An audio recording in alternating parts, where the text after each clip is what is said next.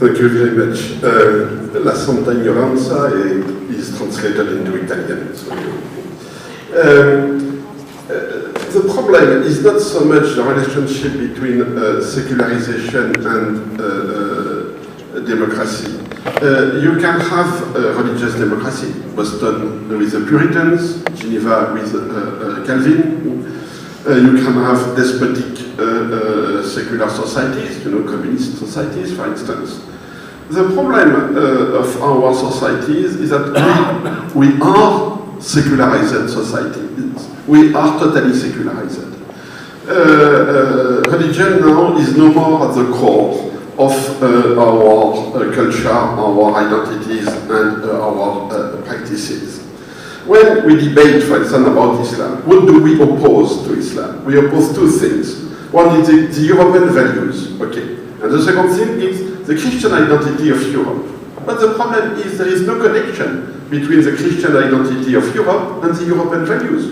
What are the European values we oppose to Islam? Feminism, gay rights, exactly the kind of things the church is, I wouldn't say fighting against, but has a problem to acknowledge as European values.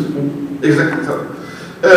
So we have the total schizophrenic attitude. And what we call Christian identity is, I would say, either a metaphor for European race or ethnicity, what you want, or the nostalgic reference to glorious past. But look at the populist movements now. None of them is Christian. The populist leaders, they don't go to mass. They don't follow the Pope at all, of course. You can tell me that some bishops don't follow the Pope too, but this is another story. So the problem of religion now is that what we call the religious return or revival is not a return of revival. It's because religion has been excluded from the public space, from the European modern system of values. And what we see as the return of religion is in fact a reconfiguration of faith communities in a secular world, where the dominant culture is not profane, it's pagan from the point of view of the church.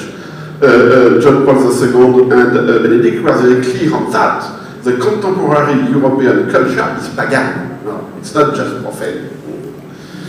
And we have the same phenomena in Muslim countries. The story of we want the Sharia is our constitution, it's new. You've never had such claims 2 centuries ago. Because Sharia was obvious, Sharia has never been a penal code. Sharia is not a law in the Western sense of the law.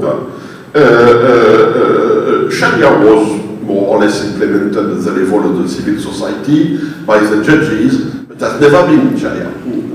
The call for making Sharia the law of the state is totally recent, the 20th century. And for exactly the same reasons that the church, for instance, is now fighting on abortion or against same-sex marriage, because it's an issue which arose just now. It's not an historical issue. 50 years ago, everybody was, 60 let's say, everybody was opposed to gay rights and to abortion. It was not a struggle from the church. It was shared, it's a common value shared by everybody. Same thing in Islam. It's because the Muslim societies are experiencing a similar process of secularization that we have this kind of polarization and this call for Sharia. As Professor Campanini has said, it's first of all a political phenomenon. But the Muslim societies had to go through this political process to understand at the end that it doesn't work, that political Islam is a failure. And it has been acknowledged very well by Ranucci, the head of the Nahda party. Why is it a failure? For a very simple reason. When you say religion should decide, who decides what is religion? Who decides who is the best representative of religion? Who decides who is the mufti?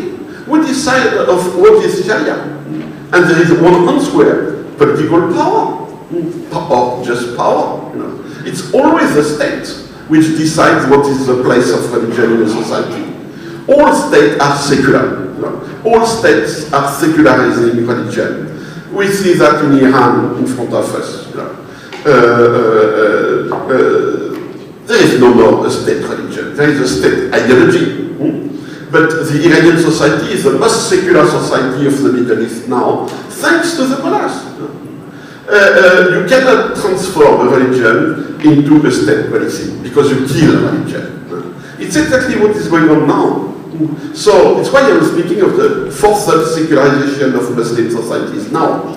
The problem, and it's exactly the problem of Ranucci, if you are a believer, if you believe in your values, your norms, and so on, and if you understand that, okay, we cannot have an Islamic state, we cannot have an Islamic constitution, so Ranucci was very instrumental in forging what is probably the most secular and democratic constitution in the Arab world, now in Tunisia. What do you do with religion? They offer to the believers three solutions. One is private. Religion is private. It's your business, you are free, but it should not be part of the politics and public space. The second solution is translate. Translate your religious norms into secular acceptable values. That's the Habermas solution. Don't speak about God's law, speak about love, speak about peace, you know. I love to speak about peace, you know. It's, but it doesn't work. When we come to abortion, when we come to same-sex marriage, well, it's not just a matter of finding common values. There is a real rift. Norms. Religious norms are not, in some cases, compatible with the secular norms. And the last solution is, I would say, exemption. The faith communities asking to be recognized as specific and asking for exemptions. For example, not to be obliged to practice abortion, not to be obliged to celebrate gay marriage. But here there is a problem. To which extent a liberal democracy can accept, you know, some sort of a cessation of a part of the society? This is certainly negotiable. This is the issue. But one of the big problems is that the secular societies don't understand anymore what religion means. Religion today seems either weird or fanatic. Somebody who expresses his or her faith in the public space is seen as a bit lunatic. In Paris, if you see a beautiful young nun, you know, with a full garb, you know, people say, "Oh my God, it's impossible." And then somebody says, "No, no, no, no, she's going to the Great High." In this case, it's acceptable. So we have a real problem to deal with spirituality, except, you know, the vague neo-Buddhism, you know, and yoga, that's acceptable. But we have a problem to deal with strong religiosity. And freedom of religion is part of our constitution. It's part of our system of rights. But we see now more and more freedom of religion as an infringement on the other freedoms. Look, for instance, this German court who forbade circumcision, saying it's body harming and imposing, you know, the will of an adult on a child. Yeah, technically it's true.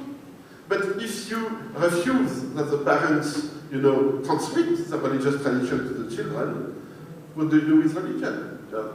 A choice. When you are 18 years old, you know, you are offered, you know, several books. Okay, look, now you can choose. You can be a Jew, a Muslim, and so on and so on. It's a death of religion and of Christianity first. Let's be clear on that. When we ban, you know, halal and kasher in the name of animal rights, that's interesting. It means that we consider that animal rights are above freedom of religion. Why not? But it's a real anthropological question, you know. So the problem with the Muslims, they went through what Rosa Company mentioned, you know, these political experiences, and they are really, apart from fanatical guys, they are really for democracy. But what place do we offer to religion in general, and not just to Islam? That's the real question.